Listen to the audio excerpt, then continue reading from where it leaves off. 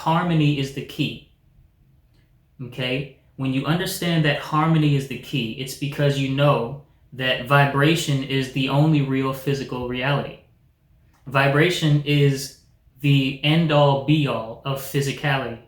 And so, since in human form you are able to use thought to guide your vibration, it is paramount that you become familiar with what really resonates with you, or what really is in harmony with your vision. Get up, everybody move! Yo, what's going on, everybody? Soul Expression here, very happy to be with you, and I am going to continue our conversation on what exactly is the mind in this episode. This is part 3, and or what exactly is the mind, part 3, and it's going to be a continuation of the subtopic, where do thoughts come from? In part 1, actually, I'll just go ahead and recap. In part 1, I just gave you some questions to ponder. I said, where do thoughts come from? How do certain people use their mind differently than others? Why are some people able to use their mind to literally shape their environment on purpose, with purpose, and other people don't seem to have this ability? Why are some people able to become geniuses that were once in their childhood looked at as not that smart? And others who were looked at as a genius as a child seem to somehow lose all of their genius properties and become more normal, or even use less of their mind than like the normal person after a while due to certain circumstances. Why is this possible? So I gave you some questions in part 1. And then in part 2, we started to take a deeper dive into where exactly do thoughts come from, and what are thoughts? What are they? And I let you know that thoughts are indeed impulses that are received from a dimension that's beyond your own mind.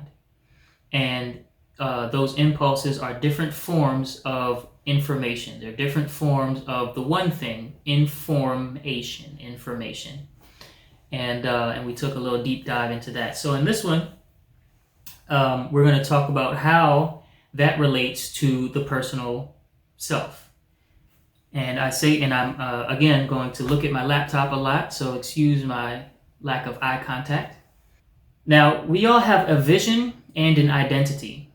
A vision refers to who and what you want to be, who and what you desire to be, and where you're going, like where you want to, what you want your environment to become, right? Where you're going.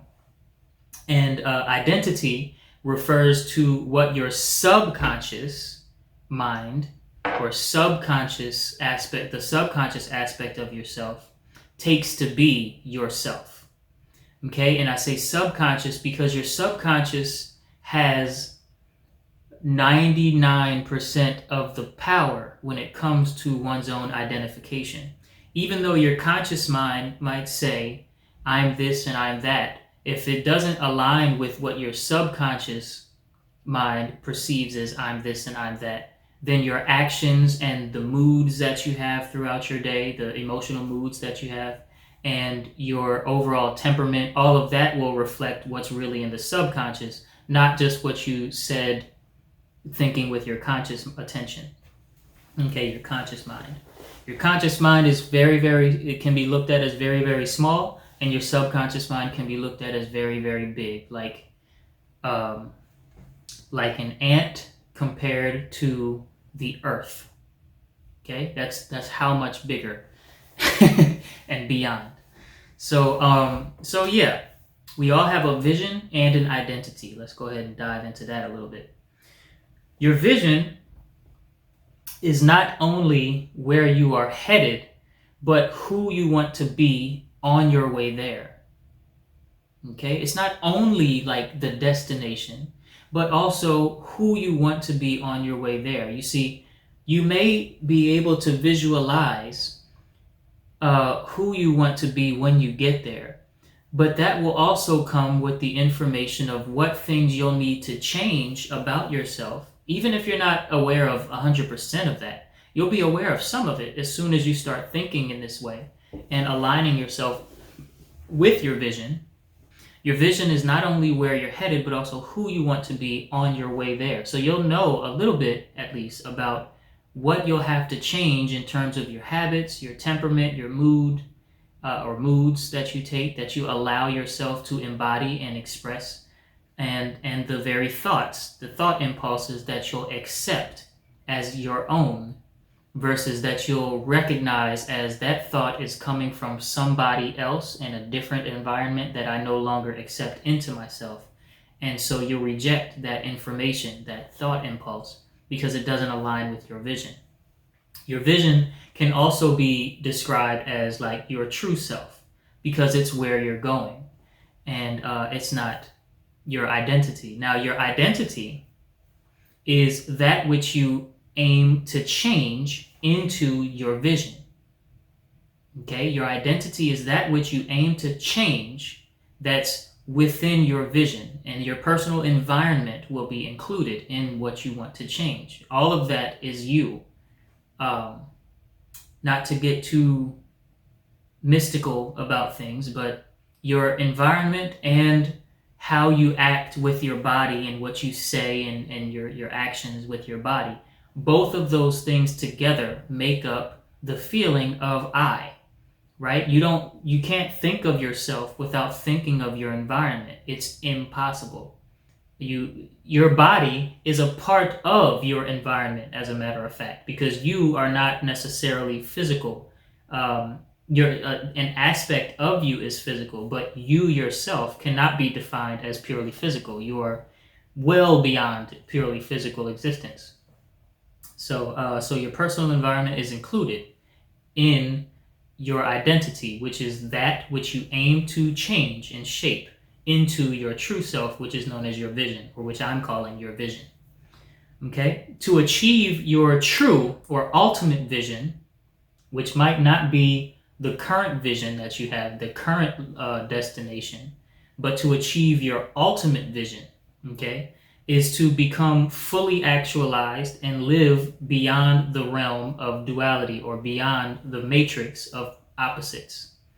On the path to realizing your true vision, you will always continue changing your smaller visions, or the visions that you have for yourself that you meet and exceed along the way. You'll keep, like, once you meet one goal and you become who you want to be in that regard, then you'll have a greater goal that you set for yourself, and then you'll meet that, and then you'll have a greater goal, and then you'll meet that, and it'll continue changing. But it does have an end. It doesn't go on forever, and that end is when you are fully actualized. And so you'll continue changing your smaller visions to greater and greater visions until you create the vision of reaching the ultimate state, which is the human merged with God consciousness, or the soul being fully realized, even though you still are alive as and in the flesh.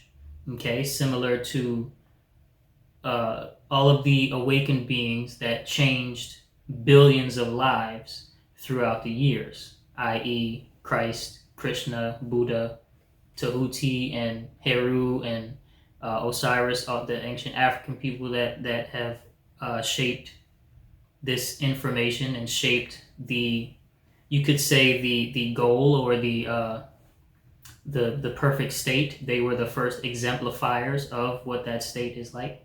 So eventually, all human beings are headed there. No matter, and it's not even human. All beings whatsoever are headed to their own source. You see, the source of all existence, multiverse, however big the existence is, the source of it is one. And all that is within it, all that is existent in this great illusion of existence, is headed back to its source.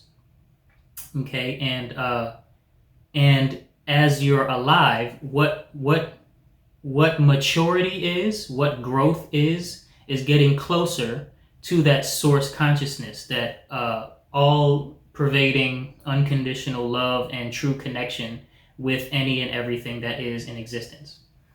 Not to get too mystical. I probably just got too mystical, but you know what? Deal with it. Okay?